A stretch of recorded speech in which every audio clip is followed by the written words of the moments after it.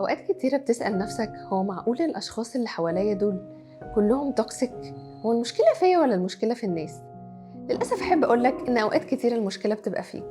في شخصيات كده دايما جذابة للشخصيات السامة حواليها. 5 خطوات لو عملتهم أضمن لك إن كل الناس اللي حواليك هتبقى شخصيات توكسيك. أول حاجة أنت بتعملها إن على طول حضرتك بتبقى حلال للمشاكل. أي حد يجيلك عندك للمشكلة الواحدة 100 مليون حل. مش بس كده، اوقات انت بتروح تتطوع انك تدور ايه هي المشاكل اللي في حياتهم علشان تحلها لها. تاني حاجة بقى انت حضرتك بتعملها ان مش بس ان انت بتحل للناس مشاكلها، لا انت بتنسى مشاكل جناب سيادتك. كل واحد في الحياة عنده مشاكل المفروض ان هو يكون بيحلها لنفسه. مش من الصح انك تنسى حياتك كلها وتبقى شايف ان اكبر كنز انت عملته في الحياة هو انك فديت نفسك ونهيت حياتك كلها في خدمة الاخرين، لان دي بتجمع حواليك الشخصيات السامة.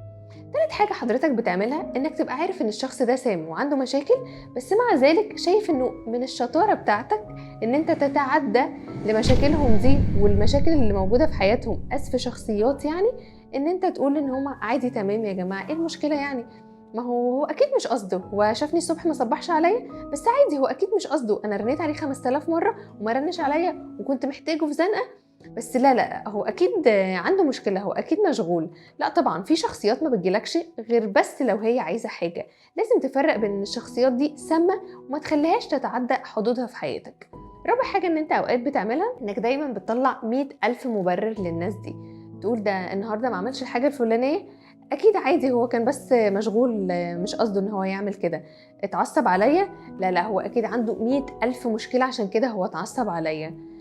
انا دايما كنت بكلمه عشان اقول له على حاجه مهمه وهو نفض لي، بس لا هو اكيد مش كان قصده ان هو ينفض لي.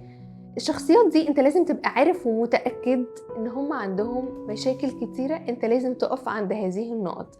مفيش حاجه اسمها تبرر للناس مشاكلها. في ناس ممكن تلتمس لها العذر لو هي اول مره تعمل كده، لكن ما ينفعش يبقى نفس الخطا متكرر وحضرتك تبقى بتطلع للناس 100,000 عذر. خامس حاجة حضرتك دايما بتعملها كتير انك بتبقى سهل الوصول بالنسبة لأي حد، ان اي حد عايزك في اي وقت يكلمك في التليفون على طول هيوصلك، لو موصلكش على التليفون هيعرف يوصلك على الواتساب، هيوصلك على الماسنجر، هيوصلك على الانستجرام، لانك دايما متاح. مش من الصح انك نبقى دايما متاحين لكل الناس في كل الاوقات. لازم كل الناس تبقى عارفة ان في اوقات دي بتاعتك انت وبس، ممنوع ان احنا نتعديها او ممنوع ان احنا ندخل فيها.